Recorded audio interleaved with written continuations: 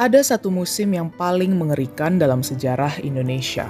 Antara tahun 1965 sampai 1966, sekitar 500.000 sampai 1 juta manusia dibunuh. Sebagian besar dikuburkan secara massal di lahan-lahan tersembunyi. Seperti ini dan ini. Inilah musim menjagal, musim ketika mereka yang tercatat sebagai anggota atau simpatisan Partai Komunis Indonesia, partai yang dituding mendalangi penculikan dan pembunuhan. 7 perwira senior Angkatan Darat dalam peristiwa G30S dijagal, dibunuh secara massal, bahkan tanpa melewati proses hukum. Musim ini begitu mengubah wajah Indonesia dan meninggalkan jejak begitu keras. Termasuk, lewat analisis statistik mendalam, jejaknya terlihat di data sensus penduduk yang digelar selama periode itu. Peta-peta tersebut berasal dari Siddharth Chandra. Peneliti demografi ini telah menganalisis hasil 3 sensus penduduk di Jawa Tengah dan Jawa Timur. 2 provinsi dengan catatan jumlah korban pembunuhan massal 1965 sampai 1966 tertinggi di Indonesia. Sensus pertama tahun 1961, lalu tahun 1971, dan 1980. Garis di kiri merupakan proyeksi maju dari sensus 1961 menunjukkan populasi yang tumbuh sampai sebelum peristiwa pembunuhan massal.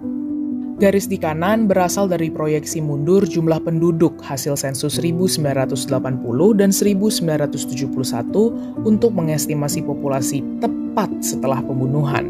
Dari 2 proyeksi itu didapat garis vertikal ini yang menggambarkan populasi yang hilang selama musim menjagal 1965 sampai 1966. If you don't have a major population event, there will be no gap. But what we do find is in many locations in Java, especially in Jawa Tengah, Jawa Timur, Daerah Istimewa Yogyakarta, and of course also Bali, we do see many areas where there are significant gaps. Analisis Chandra menunjukkan semua kota di Jawa Timur dan Tengah mengalami kehilangan populasi. Sementara di kabupaten ada yang kehilangan, ada yang surplus populasi. Di Jawa Timur, kehilangan populasi terbanyak terdapat di kabupaten dan kota di pesisir utara dan Madura. Sementara di Jawa Tengah, klaster daerah Pekalongan dan Demak yang berada juga di pesisir utara mengalami kehilangan populasi yang besar, ditambah satu klaster yang tidak di pesisir, yakni klaster Surakarta. If you're trying to think about patterns of violence, one of the questions that you have to ask is which units of the military are involved in different locations, and then which are the political parties that stand to benefit the most from diminishing the Communist Party of Indonesia. Di Jawa Timur, pembelahan politik terjadi antara 2 kekuatan besar, yakni Partai Nahdlatul Ulama alias NU yang mewakili kaum santri dan PKI yang mewakili kaum abangan. Sementara di Jawa Tengah ada 4 kekuatan besar. Selain PKI dan NU, ada juga PNI. Selain itu, Resimen Para Komando Angkatan Darat atau RPKAD yang mendirikan markas di sini pun perlu diperhitungkan. In East Java, the main political opponent of the PKI was Nahdlatul Ulama. And we find that there is some evidence that in Kabupaten, where the Nahdlatul Ulama had done well in the prior election in 1957, there were local elections. Those were Kabupaten where you saw losses in population, greater losses in population. This is a well-established fact. If you go to Central Java, you find a very different pattern. There are some areas where Nahdlatul Ulama is strong and you see losses in population.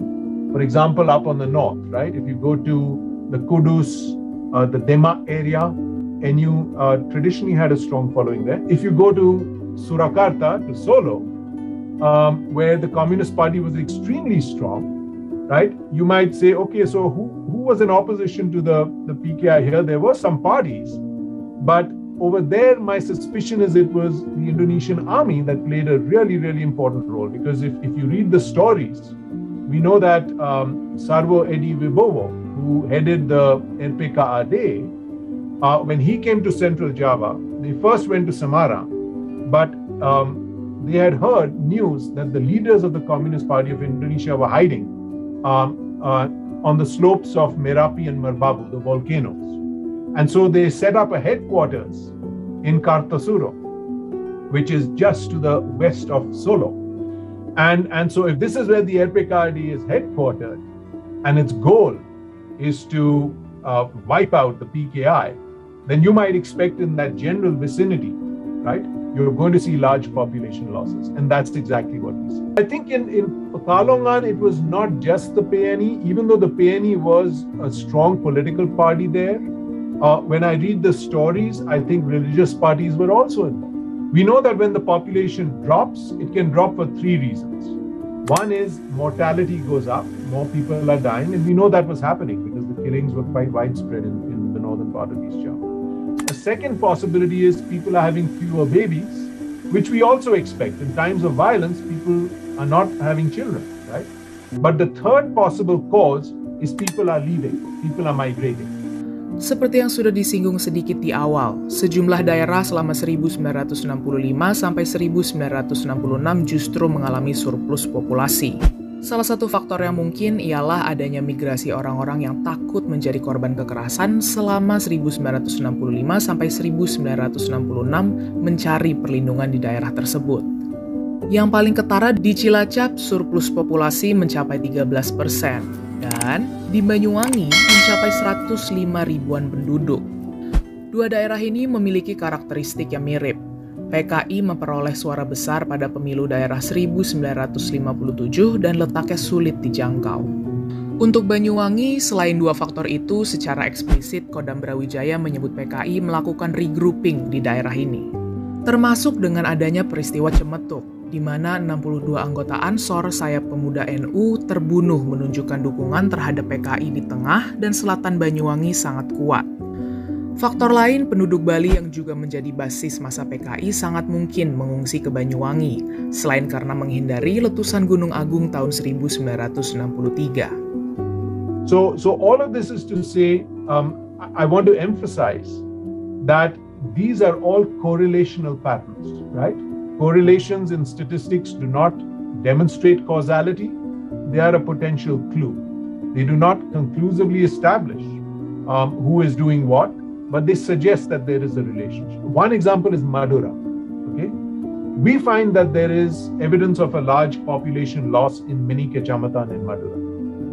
But my sense from reading Professor Cribb's work and the work of other people is they say that, look, in Madura, the PKI was never very strong. Madura was a stronghold of NU, right?